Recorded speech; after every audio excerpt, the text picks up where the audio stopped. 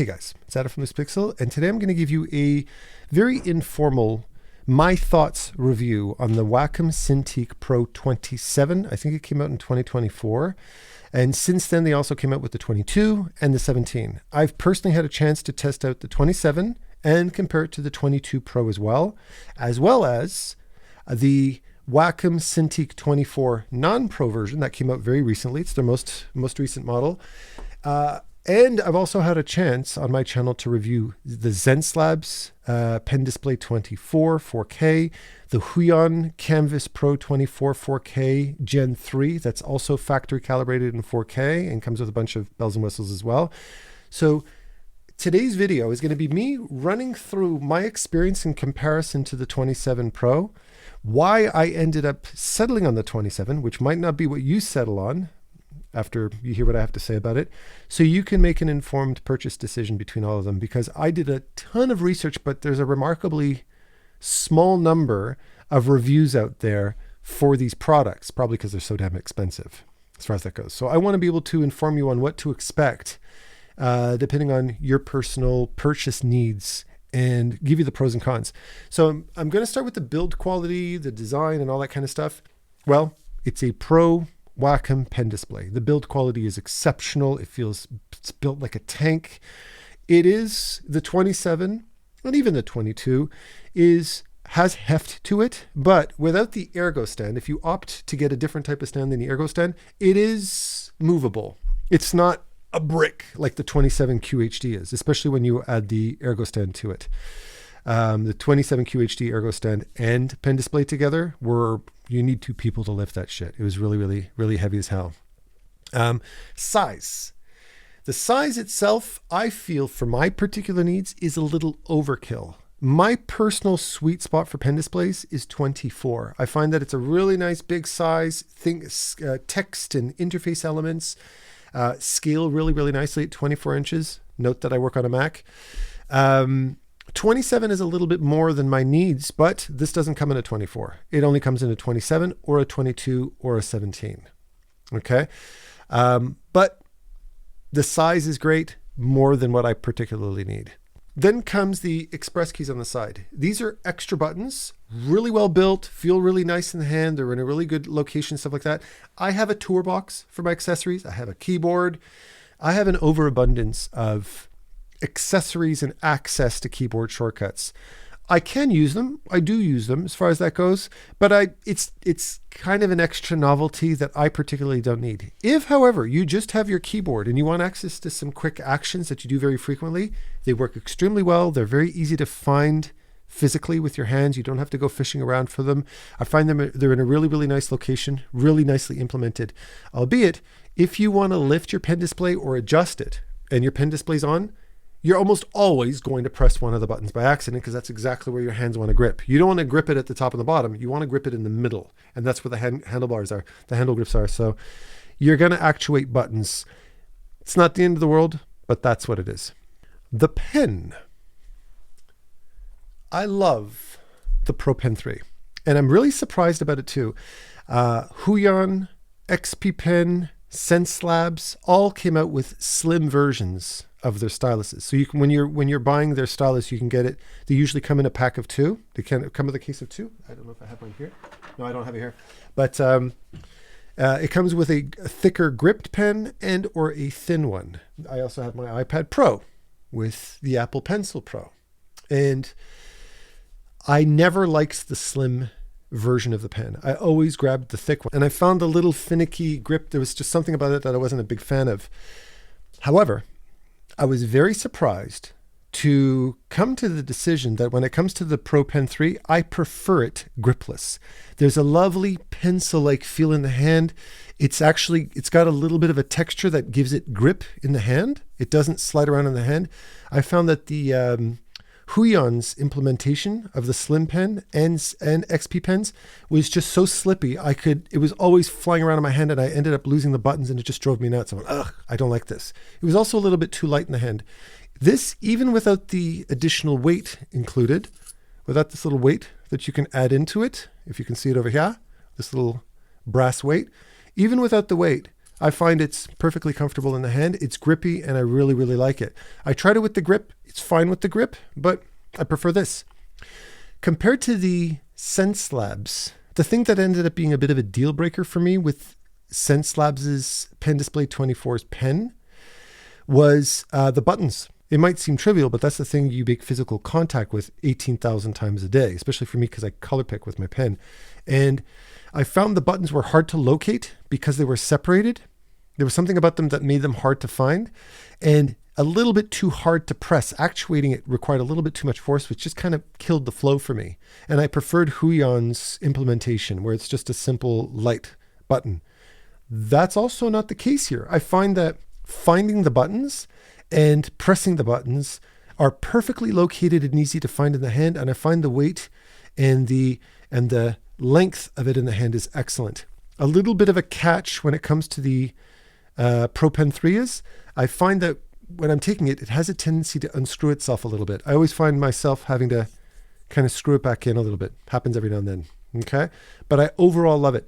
Aaron Rutten had complained about the build quality of the buttons themselves, because you can pull these out and put a larger one in if you add the grip to it.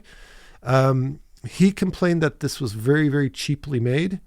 Maybe, yeah, but I find it so easy to take out and put back in. You're not really putting too much force on it.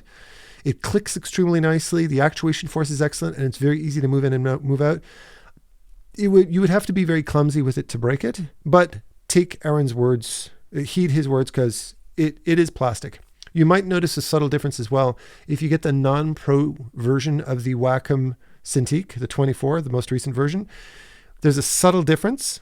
Apart from the fact that it doesn't come with the weight and the grip, it also, this front part is plastic and only the back is metal. Whereas if you get the pro version, it's all metal. What difference does it make? None at all. In fact, you can't tell the difference in hand at all. The only way you can tell is if you hold it under the light, you can see one has a metal and then it turns to a plastic matte texture. That's the only difference you're going to find. How much of a difference does the weight make? It makes a 1% difference. It's a very, very subtle, it's not meaningless difference, but I'm perfectly fine using this Pro Pen without any weight attached to it, and it really doesn't affect the drawing experience. To me, it's the grip, the feel, and the buttons that make the most difference for me. Overall, I give the Pro Pen 3 5 stars. I think it's an excellent job. I'm also a huge fan of the fact that the nib protrudes a little bit further. This really allows you to do side shading and really hold this more like a drawing instrument rather than having to grip it like that all the time. I really love what they did with this. So yeah. Now, from there comes a couple of extra accessories. First being the pen tray, which is fine. I would argue that that's the thing that's probably the cheapest built, albeit it's fine. It does its job. The pen goes in nice and easily, and it also opens up. The cover comes off, and all the accessories like the grips and all that kind of stuff are in there. It's good. You can screw it on the top or the side, depending on your personal preference. So it's modular as far as that goes.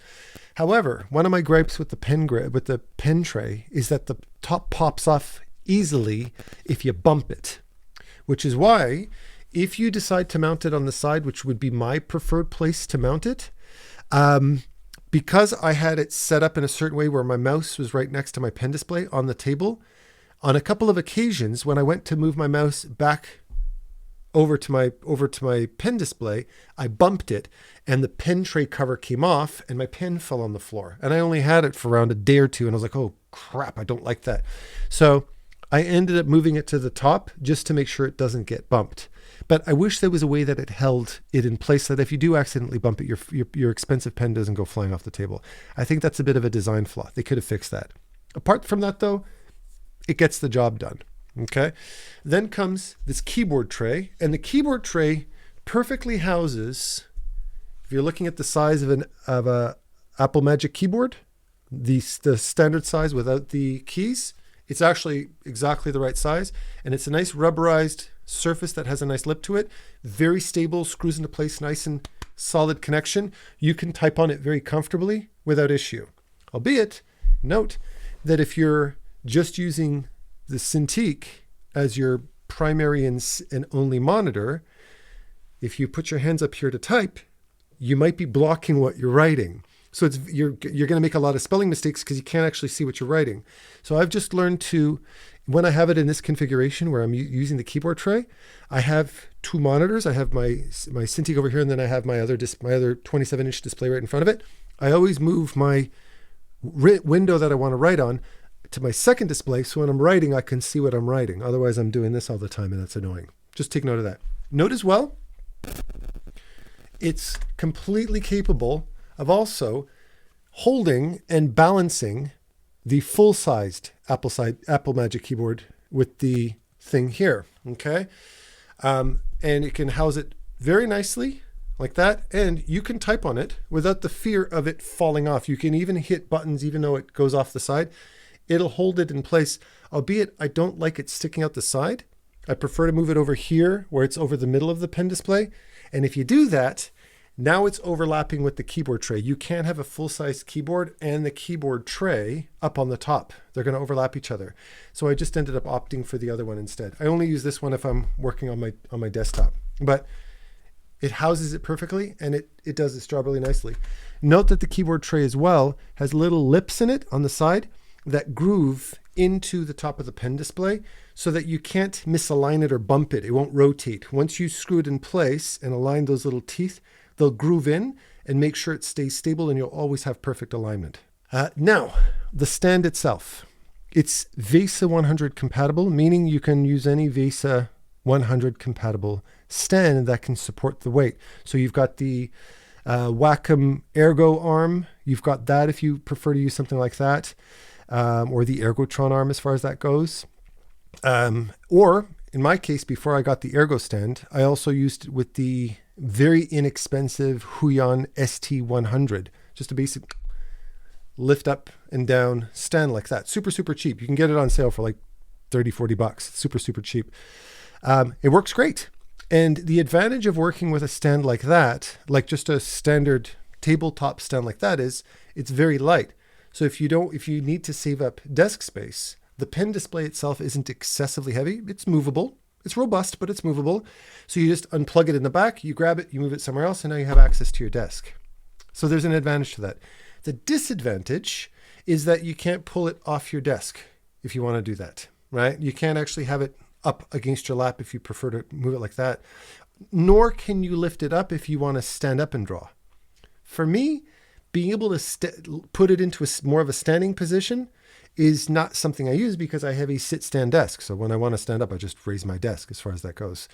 However, I do often like to pull it right off the desk a little bit, and you can't do that at all with a standard stand. So you're missing out on that 5% perk. But what you are adding, the con of a stand like that is weight, right? It's heavy. So if you are going to opt for the Ergo stand like I have on this one, then you're thinking more of a permanent setup because it's very hefty now to take it off your desk. It's doable, but you're going to have to be strong to do it. I also don't like the idea of lifting the stand off of the desk by the pen display itself because I don't want to damage the pen display. So it gets very awkward in that sense. So for me, I set it up as a permanent thing. Now, if you do have it in a permanent setup, but you want to be able to move it out of the way, the grip and the weight can cause it to be it really sticks to the ground. Like I'm pushing on it right now, it ain't moving. What I did, which I might actually do again, is I got some of those simple little felt sticky pads you can stick underneath furniture, for instance, like under your chairs or underneath your furniture so they slide easily. I added a couple to this one in the four corners and one in the middle so to avoid sag. And then I can just slide it really easily across my desk because the desk is nice and smooth. It did not cause it to move when I was drawing. The only thing that adding felt pads underneath did was if I tried to use the rotation feature like this, I couldn't because it would cause the stand to kind of slide sideways. But just setting it in place and forgetting it and just using it as is, perfectly fine. So that can be a solution for you if you just like to slide it out of the way when you're not using it. But lifting it is a different story altogether. Now, as far as cons for the 27 is concerned, and it's one major thing. Everything about it is fantastic, except for one thing. Fan noise. And the fan noise was such an irritation to me that I originally returned this. But after a couple of days of testing out different pen displays, And reflecting on the amazing deal I got on this thing, I basically got this for the price of the 22 because it was in basically completely mint condition, open box version. It hadn't even been used. I called the third-party seller back a couple of days later and I said, please don't refund me. When you get it, can you just send it right back to me as is? You don't even have, you just slap a return label. I'll even pay for it. He was like, yeah, sure. He even paid for the return shipping and I got it back. But the fan noise was almost a deal breaker for me. So to give you a little example, I don't know if I can pick it up in the mic, but let me just put it over here so you might be able to hear it.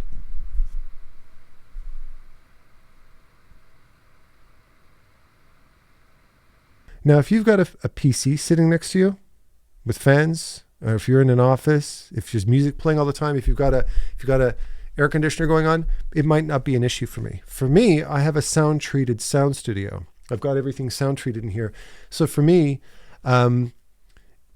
it's an audible sound, especially when it's nice and quiet in the morning or in the evening and I'm just doing some quiet drawing. You don't have that silence that I like to have in my studio. But I realized I got such a good deal on it. Can I live with a little bit of fan noise? And I decided, yes, I can. Don't bank on Wacom coming up with a firmware update like they did for the last generation pen display, because it's been a couple of years since this thing came out and I've updated it and there's no firmware updates for controlling fan noise as far as that goes. I really wish they did something about that. And technically Wacom did do something about it, but not for their Pro line, but rather for their newer Cintiq non-Pro line, the 24, which I'll talk about in a sec, because I got a chance to test that one as well. Fan noise might be an issue for you, but after about a week and a half of teaching and working, even in silent rooms, once I committed to the purchase, I went, I can live with it. And it's not the end of the world. It's tolerable, but it is there. So when I'm recording audio, if I really want some clean audio, notice I'm using my Shure mic right now. This has very good noise removal. It's a good dynamic mic that cancels out background noises. I can't use my Neumann TLM because it's too sensitive and it would pick up, you could hear the in the background. Same with my shotgun. Because my shotgun's directly over it, it picks up on it. So that's why I resorted back to my Shure mic for recording audio, just for the fan noise issue. It's definitely something to take into consideration. With that said, let's compare the 27 to the smaller model, the 22. Why Wacom went from a 27 to a 22 is a bit of a head scratcher for me, because to me, 24 really is the optimal sweet spot.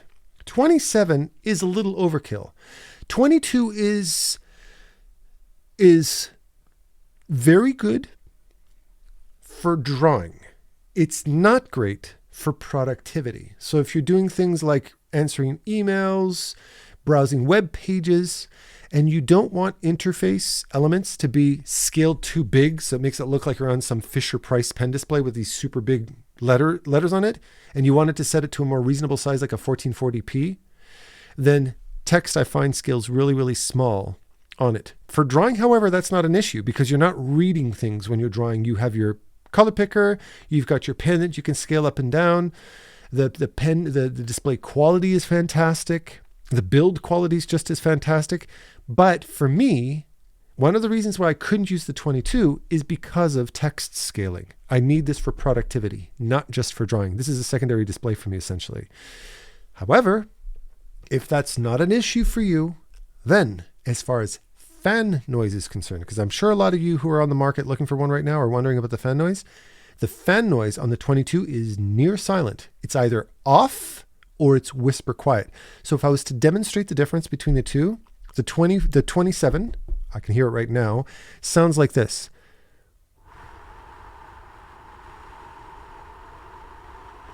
And it's constant. The 22 is either nothing, or the most I've heard of it after about an hour and a half of it kicking in, and I was doing a lot of drawing, it was this. Barely audible. So you can be in a dead silent studio and barely hear it. So if fan noise is an issue and you don't need the extra screen real estate of the 27 or the 24, the 22 is an excellent choice. I really liked it. Now, the 27 versus the 24 non-Pro version, their most recent model.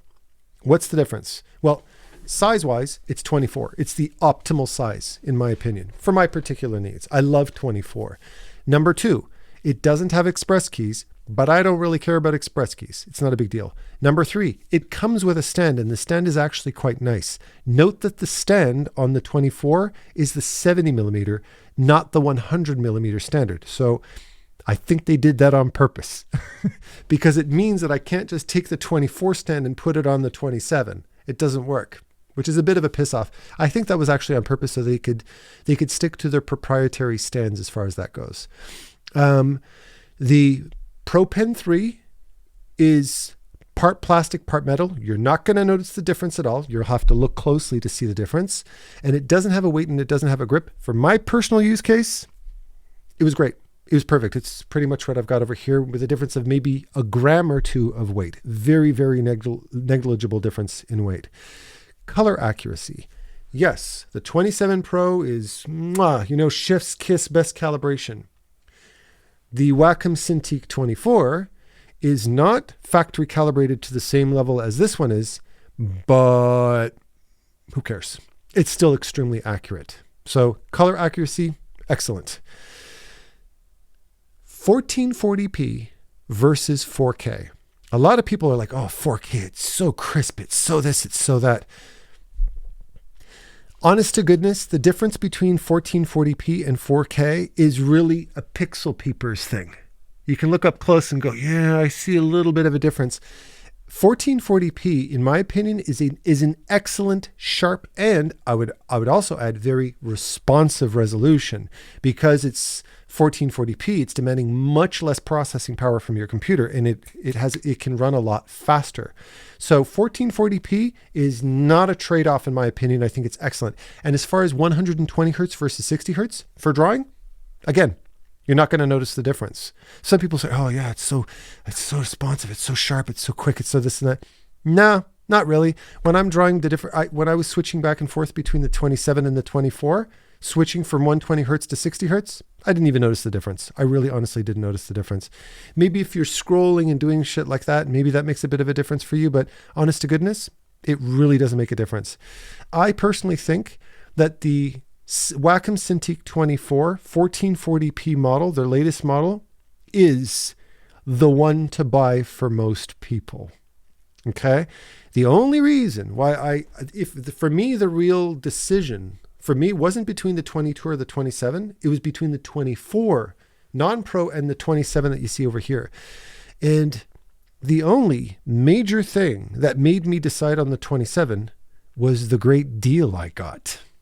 Because I loved the 24. I really think they did a gorgeous job. I don't need all the extra bells and whistles. I actually, even to be honest with you, I actually even preferred their little clip-in pen holder. So this little thing you just clip on the side is very simple, just clicks in there and it sticks out. I really like that implementation. Super simple, super minimalist. And as far as the drawing experience and drawing accuracy and the beautiful feel of the pen and the pen display and all that kind of stuff, that's where you're really, really getting the Wacom experience. That's the real benefit of it. So save yourself a couple of $1,000 and get the 24 in my opinion, because unless you need the top of the line stuff like all this kind of stuff, really honestly, you're not missing out. You're really not missing out at all. Next, Wacom versus Xencelabs. I find that the build quality on the Xencelabs Pen Display 24 is excellent. The pen is really well built. Has a nice weight in the hand. The pen display is really, really nicely built. Their software is excellent. But the real deal breaker for me on the Xencelabs was two things. Number one, I felt that the laminated screen was a little bit too softening. It really created a bit of a milkiness to that display that I wasn't a huge fan of. And I really didn't care for their stylus buttons. I found that the stylus buttons were too clicky and very hard to find physically just by using my muscle memory. And that was the big deal breaker for me, which is something I absolutely love on the Pro Pen 3. I think they implemented it better. Albeit, if that's not an issue for you and you get a chance to test out Xencelabs' pen display, I think they're excellent. And I think that would have been the one to go for, particularly if you need 4K. But if 4K is not an issue for you, it's then therefore a toss-up between the 24 4K Xencelabs and the 1440p Wacom Cintiq 24 newest model, which is fanless. It's completely silent, as is the Xencelabs. I would, if I had to choose between the two, I would choose the Wacom very easily, because I find that the drawing experience and the pen experience is, in my opinion, far more comfortable in the hand. It's a superior experience on the Wacom. Yeah, I think that Xencelabs has been kind of bumped out as far as that's concerned. If they fix their pen, then that's going to bring them back into the race. But I think the pen is a bit of an Achilles heel, in my opinion. And that to me is a deal breaker. Compared to XP Pen and Huion, XP Pen is more of the kind of entry level. It is excellent. It is, you can, if you're a professional artist, you can do exceptionally good professional work on the XP Pen. However, I would generally lean people a little bit more towards the Huion, because I find that the latest generation pen, the Huion pen, as well as their color calibration and the build quality of the pen display, is superior. I find that I had a nicer drawing experience. I find that the stylus was a little bit more responsive on the Huion. I would personally bump people towards the Huion if you have a little bit of extra cash. Oh, I forgot to mention touch. I'm on a Mac, not a PC. Apparently on a PC, the touch functionality is excellent on it. On a Mac, I'm really not happy with it. It was always it always did accidental actuations. It was my even with a glove, my hand was leaving marks. It would zoom in, zoom out. It would do a bunch of crap that I didn't want it to. And I found that the actual pinching and scrolling is not moving at the same speed that your hands are. I just flicked it off, and I've kept it off ever since. I've never been a big fan of touch displays unless I'm working on my iPad. But if you're somebody who's on a Mac and you want a touch pen display, then yeah, look elsewhere, because it's really not a great experience on a Mac. On a PC, apparently it's great though. And if I can add a little something to that as well, Huion still have yet to release the Mac firmware update for the touch functionality. So that's something else to take into consideration. Again, the PC one works great, but the Mac one is hasn't even been activated for the Gen 3 version of the pen display. On the Gen 2 it did, but again, it didn't work great. So just forget touch on a Mac. That's my final verdict on that for now until they fix it. So the order of purchase that I would go with would be choice number 1, Wacom Cintiq 24 2025 edition, the 1440p one. That would be my first overall pick for everybody. Number 2, if you're looking to save yourself a little bit more money, I would go for the either the Huion Kamvas Pro 24 4K Gen 3, not Gen 2 because Gen 3 is factory calibrated. I find it's worth the money. Or if you've got more money to spend, I would get the Cintiq Pro on a deal. Wait for an open box edition. They'll knock over $1,000 off the price just because somebody cut the tape. I mean it. That's what I got. That's what I got this for. I wouldn't necessarily recommend the Ergo Stand to everybody. I would only recommend it if you want a permanent setup and you want something really nice and solid that you can pull off your desk. Otherwise, I would recommend the ST100 type of stand and or an Ergo arm. Your choice. Okay. And you can save yourself a shit ton of money because the Ergo Stand on this is almost $1,000.